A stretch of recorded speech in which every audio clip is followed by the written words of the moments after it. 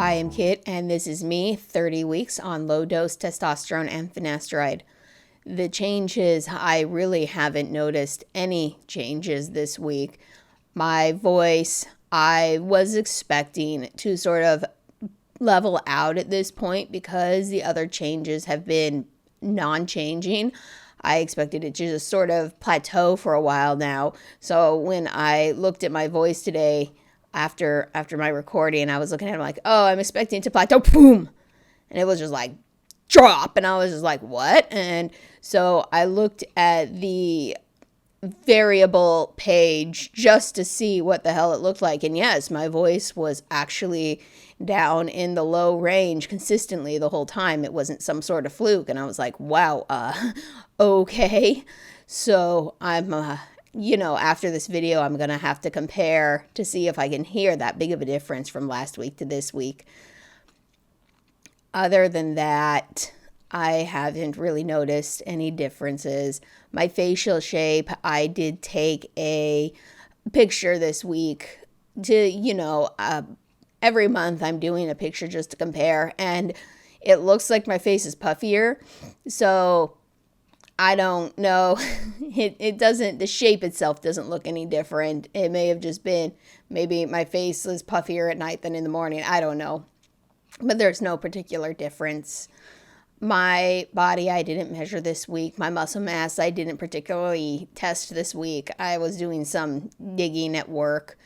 I did move a big concrete slab out of the way for my manager who was doing some of the digging. And they were like, wow, you're so strong. You're doing so well. And I was like, yeah, okay. T muscles. This manager I told I was on T.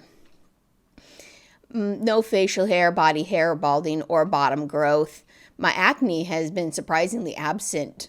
I'm very pleased with that. I didn't particularly like the acne, so the fact that it's gone is a pleasant surprise. That is one of the changes that I was saying, there's no acne. Maybe things are just sort of leveling out, but my voice is still going down. So my skin, haven't noticed any more oily thickness or my veins showing anymore. Body set hasn't changed. Sex drive hasn't changed. My mood, surprisingly, has still been stable.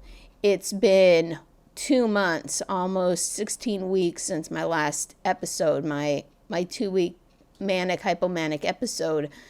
I'm not sure what to make of that. I haven't had a space this long between episodes in years since I've been tracking it. So I don't know if that's maybe when I started one of my new medications about 3 or 4 years ago, it put me into a 2-week manic episode followed by a 2-week depressive episode, and then it leveled out and my depressive episodes weren't as bad anymore.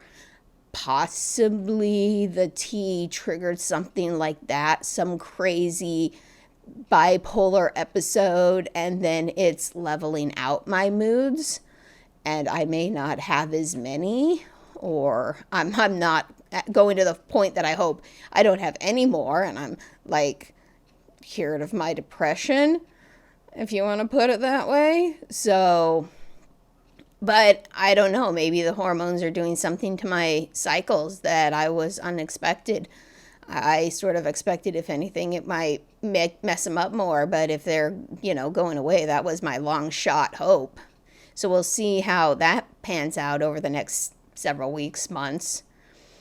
My social dysphoria, I was speaking with my counselor this week about measurable goals for my therapy, because the insurance people like having measurable goals.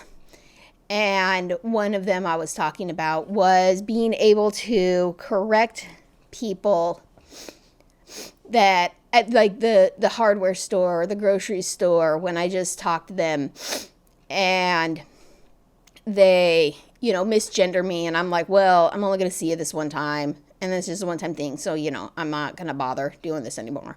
I'm not going to bother correcting you because I don't know you. I'm not going to see you again. But my goal is to, be able to start correcting people for that. And this week, I was at the hardware store for work. So I was wearing my pronoun pins. And I was asking somebody for help, and they, talked to one of their coworkers and called me she. And I couldn't correct them verbally, but I just sort of pointed to my pins. And they were like, looked at my hand and they were, oh, sorry. So I consider that a successful correction. At least it's a start. I sort of called my pins my shield in therapy, because it's sort of like how I can non-verbally present as non-binary, sort of put myself out there without having to like come right out and say it. So when I'm wearing my pins, I have more confidence to maybe correct people. Body dysphoria hasn't been bothering me at all. I did try one of my new binders for the first time this week, and it was a little uncomfortable. It was a little bit tight. I don't know if that means it was a size too small or if it was just because it's a new binder. So I'm not sure what to make of that one. But, I tried it out, and hopefully it'll work long term, because, I want my binders. That is about all related to T that I have to report. If you are interested in my work drama, I did get a response on Monday for my second harassment case about gender discrimination and on-site harassment. And the conclusion was basically, listen to the journeyman, because they know more than you do. And yes, we'll do the sensitivity training. And that was pretty much it. They didn't, acknowledge that I was being harassed. I was being discriminated against for my gender. They didn't acknowledge the other issues I was having with coworkers, such as them taking supplies from me when I was using them. And such as, verbally reacting inappropriately towards me and talking to me inappropriately. They just brushed that off as needing sensitivity training. So I am extremely disappointed with that response. My new supervisor pulled me away on the first day. HR was like, we're going to move you over. And by the end of Monday, they were already putting me on the new crew on Tuesday. So on Tuesday, my supervisor pulled me aside, and we had like this good 15-minute talk about expectations and how I'm supposed to respond to negativity and gender discrimination on the crew, on my new crew.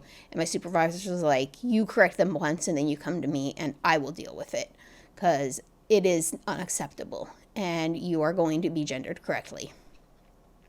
So this time, this crew, I do have my supervisor on my side. I do feel more confident.